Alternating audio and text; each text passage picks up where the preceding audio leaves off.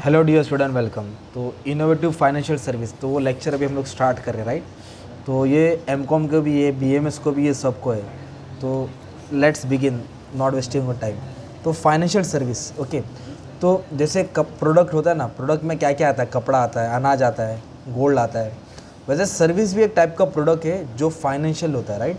तो there are two types of services, fund base और non fund. तो fund base मतलब जाओ लोन पैसा, नॉन फंड मतलब इसको फीस बेस भी बोल सकते हैं, राइट। तो क्या क्या है, देर आर डिफरेंट टाइप्स। तो एक एक को शॉर्ट में अच्छे से स्टार्ट करेंगे, राइट। तो फंड बेस में it's also known as asset base, okay. तो फंड बेस में आता है लीजिंग। क्या आ जाता है? लीजिंग। लीजिंग का मतलब होता है रेंट पे देना कोई चीज़। तो इसमें दो होते हैं, एक लेसर होता है और एक लेसी होता है। मान लो आप कोई कंस्ट्रक्टर रोड बना रहा है, राइट। तो उसको रोड रोलर लगेगा। अब रोड रोलर 2 करोड़ का आता है, क्या रोड रोलर खरीदेगा छोटे से रोड के लिए? नहीं। तो क्या करेगा कॉन्ट्रैक्टर? क्या करेगा, रोड रोलर को रेंट पे ले लेगा ना, लीज बोलते हैं उसको। क्या बोलते हैं? लीज। फिर समझो 4 दिन का काम है, तो 4 दिन का उसको क्या करेगा? पेमेंट करेगा। तो lease is an agreement under which firm acquire right to make use of capital asset, मतलब मशीनरी उसको इस्तेमाल करेगा और बाद में उसको रेंटल बेसिस पे पेमेंट करेगा। द पर्सन और the company who acquire are known as lessee, और जिसने माल दिया, जिसने प्रोडक्ट दिया यूज़ करने के लिए, वो लेसर हो गया। क्या हो गया? तो उसको बोलते हैं लीसिंग। क्या बोलते हैं? लीसिंग। लीसिंग ऑफ इक्विपमेंट या लीज फाइनेंसिंग इसको बोला जाता है। नेक्स्ट सर्विस क्या अपना? Hire purchase. क्या दिया है? हायर परचेस और कंज्यूमर क्रेडिट भी एक फाइनेंशियल सर्विस है। हायर परचेस का मतलब क्या है? आपको बाइक चाहिए, राइट। बाइक है 1 लाख का। कितना का बाइक है? 1 लाख का। तो आपने क्या किया? 10,000 डाउन पेमेंट किया है, उसको बोलते हैं कैश डाउन पेमेंट। तो बाकी का 90,000 और प्लस इंटरेस्ट, मान लो 5-6 हज़ार, तो वो इंस्टॉलमेंट में कर देंगे ना। तो उसको बोलते हैं हायर परचेस। क्या बोलते हैं? Hire purchase is alternative to leasing. Leasing के जैसे ही है। हायर परचेस में क्या होता है? Transaction where goods are purchase and sold on the condition that payment is made in instalment. Payment कभी में करेंगे? इंस्टॉलमेंट। जब वो लास्ट पेमेंट पे करेगा तब उसको ओनरशिप देंगे, जब वो मालिक बनेगा। तो इसमें 2 होता है, एक हायरर और एक हायरी, है ना। तो इसमें कैश प्राइस इंटरेस्ट दिया जाएगा, ठीक है। ओनरशिप कब मिलेगा? लास्ट पेमेंट के बाद। कब मिलेगा? लास्ट पेमेंट के बाद। तो ये 2 फंड बेस हो गया। नेक्स्ट ये है बिल डिस्काउंटिंग। क्या दिया है? Bill discount. तो बिल डिस्काउंटिंग ज़्यादा करके बैंक करता है, राइट। तो कैसे होता है? 2 पार्टी होती है, एक होता है ड्रॉवर होता है और एक होता है ड्रॉवी, राइट। तो ड्रॉवर ने क्या किया? ड्रॉवी पे 1 लाख का बिल बनाया है और ड्रॉवी वो पेमेंट 3 महीने के बाद करेगा। कभी करेगा? After 3 month. पर ड्रॉवर को पैसा अभी चाहिए तो बैंक के पास जाएगा। किसके पास जाएगा? बैंक। तो बैंक क्या करेगा? वो 1 लाख का बिल लेगा और ड्रॉवर को 95,000 देगा। तो 5,000 डिस्काउंट काट रहा है। तो बिल डिस्काउंट क्या होता है? एडवांस पेमेंट होता है अगेंस्ट द बिल। तो 3 महीने के बाद पैसा मिल रहा था, उसको आज ही पैसा मिल गया। तो बैंक ने उसको एडवांस दिया 1 लाख पे 95,000, तो 5,000 बैंक अपना चार्जेस काटेगा। डिस्काउंट बोलते हैं। क्या बोलते हैं उसको? तो उसको बोलते हैं बिल डिस्काउंटिंग, ओके। तो बैंक और ड्रॉवर के बीच में होता है। आपने ड्रॉवी किसको पेमेंट करेगा? बैंक को पे करेगा 1 लाख। तो ये होता है बिल डिस्काउंटिंग। नेक्स्ट है वेंचर कैपिटल। तो वेंचर कैपिटल एक टाइप का फंड बेस होता है जिसमें क्या होता है? रिस्क इन्वॉल्व होता है। जो न्यू बिजनेस होता है, न्यूली बिजनेस, जिसमें बहुत सारा रिस्क होता है, तो वैसे बिजनेस में इन्वेस्ट करना और उसका भरोसा नहीं कि एग्जाम जो बिजनेस है चलेगा है कि नहीं चलेगा। तो न्यूली बिजनेस इन्वेस्टमेंट ज़्यादा रहता है, रिस्क ज़्यादा रहता है, पर चल गया तो प्रॉफिट भी 100% रिटर्न ज़्यादा, मतलब मल्टीप्लाई में रिटर्न्स मिलेगा। तो वेंचर कैपिटल जैसे पेटीएम है ना, ऑनलाइन डिजिटल पेमेंट, ये सब क्या आज का रिस्की बिजनेस है। आने वाले 10 साल में जब वो चलेगा, राइट। फिर हाउसिंग फाइनेंस हो गया। हाउसिंग फाइनेंस का मतलब होता है लोन प्रोवाइड करना, फाइनेंस प्रोवाइड करना। किसके लिए लोन देना? हाउस लोन को, घर के लिए, घर को बनाने के लिए, रेनोवेशन के लिए, खरीदने के लिए, ओके। तो गांव में या शहर में, अर्बन में, तो उसके लिए एनएचबी बनाया था, जो नेशनल हाउसिंग बैंक, जो आरबीआई के गाइडलाइन में बना था। वो एपेक्स है, सबसे बड़ा है। एपेक्स मतलब बड़ा, किसको? हाउसिंग फाइनेंस संभालने को। तो ऐसे और भी इंस्टीट्यूशन बने जो घर को लोन देने के लिए, HDFC, LIC, housing finance, okay. Next है इंश्योरेंस सर्विस। तो इंश्योरेंस क्या है? एक कॉन्ट्रैक्ट होता है 2 पार्टी के बीच में। जो इंश्योरेंस करवाता है उसको इंश्योर्ड बोलते, इंश्योरर बोलते हैं। तो कंपनी को इंश्योरेंस कराना है अपने स्टॉक का, और कौन करेगा? कंपनी करेगी, तो इंश्योर्ड होता है। तो उसको क्या पे करेगा? वो प्रीमियम पे करेगा। क्या पे करेगा? हर महीना प्रीमियम देना पड़ेगा। पॉलिसी लेगा 5 लाख, 10 लाख, 20 लाख की। जब वो पॉलिसी, जब उसको नुकसान हो गया फायर से या मरीन मतलब पानी से, तो कंपनी उसको क्लेम करके देगा। तो इंश्योरेंस है लाइफ प्रॉपर्टी रिस्क कवर करना, ओके। बचपन में तुमने पढ़ा वही है। अभी एक नया टॉपिक है फैक्टरिंग एंड फोरफिटिंग। इसको शॉर्ट में अभी बताता हूँ, फिर अलग से इसको डिस्टिंग्विश में मैं पढ़ाने वाला हूँ। तो factoring is an arrangement under which factor purchase account receivable arising out of credit cell.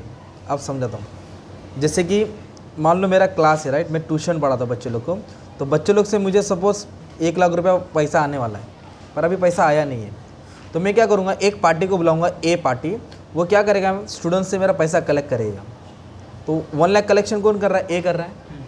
और जैसे मेरा ट्यूशन का नाम है ARK सपोज, है ना, तो ए पार्टी कर रहा है मेरे बिहाफ में पैसा कलेक्ट करेगा, तो ये मेरा कलेक्शन करेगा, तो मैं उसको क्या करूँगा, कमीशन दूंगा। क्या दूंगा, 1 लाख पे मैं इसको 10% दिया, मतलब 10,000 इसका हो गया।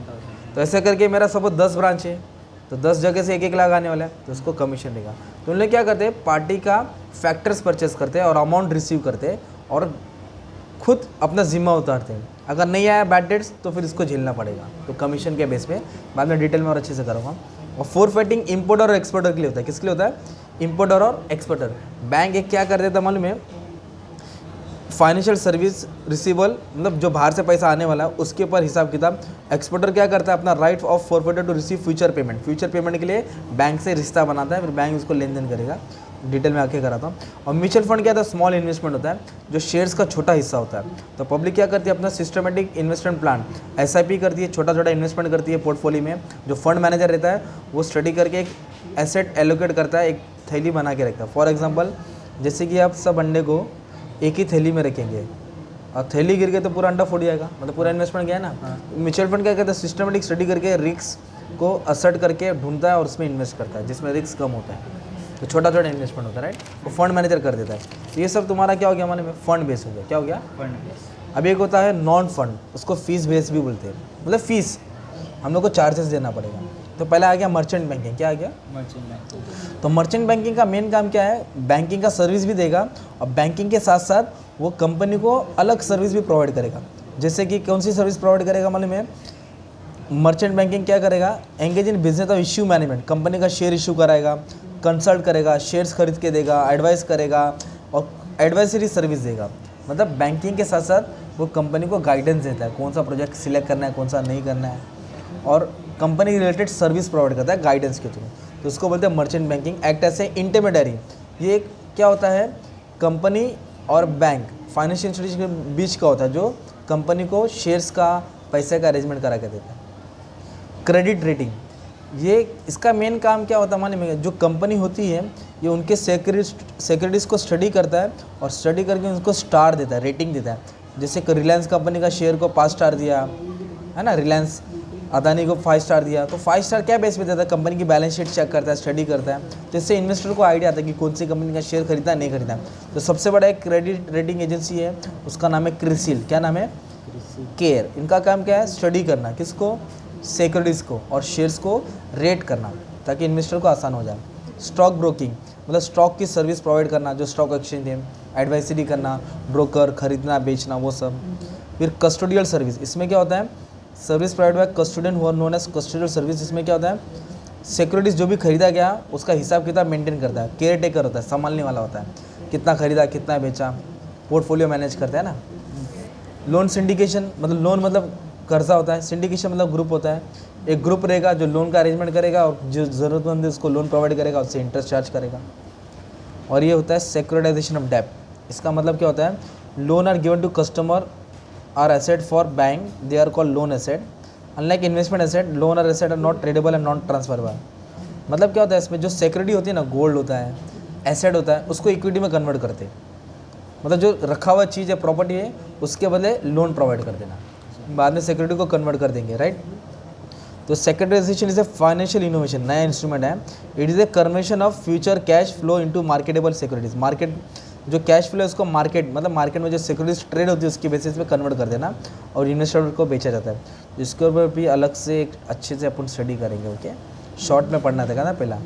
तो सेक्युरिटाइजेशन क्या है, process of transformation of illiquid asset. जो एसेट है पर अभी वो कैश जनरेट नहीं किया है, उसको सिक्योरिटी में कन्वर्ट करेंगे, बाद में उसको ट्रेड करेंगे मार्केट में, मतलब बेचेंगे। तो ये तुमने क्या स्टडी किया, टाइप्स ऑफ फाइनेंशियल सर्विस। एक होता है फंड बेस, एक होता है फीस बेस, ओके। तो 4 पॉइंट भी पढ़ लेगा तो तुम्हारा अच्छे से हो जाएगा। और फाइनेंशियल सर्विस में ये सब आ जाता है ना अच्छे से। तो और भी स्टार्ट कर दिया तो धीरे धीरे सब तुमको नॉलेज मिल जाएगा, ठीक है। Thank you.